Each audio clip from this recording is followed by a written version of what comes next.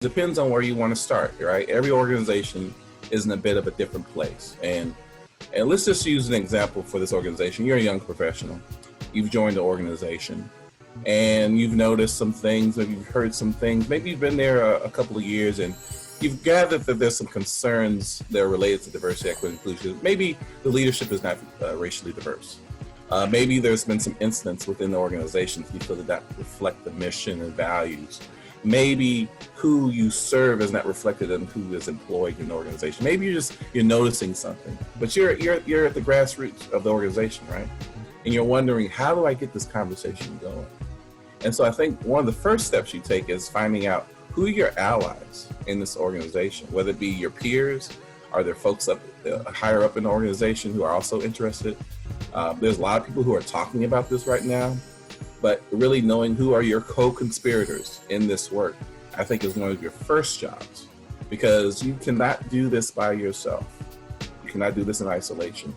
Even when the organization decides to hire hire a consultant or a chief equity officer or diversity officer, that person by themselves could not create the kind of meaningful dynamic change that's necessary. So knowing who your partners in crime is going to be, I think, in many ways, your first step. And then spending some more time listening. Oftentimes you'll see chief equity officers do a listening tour to figure out what are the challenges, what are some of the concerns, because oftentimes leadership is a little bit, assuming they're interested, unaware of what the challenges that organization might be experiencing in this space. They know about financial issues, they know about whether they're meeting their goals as far as their business is concerned.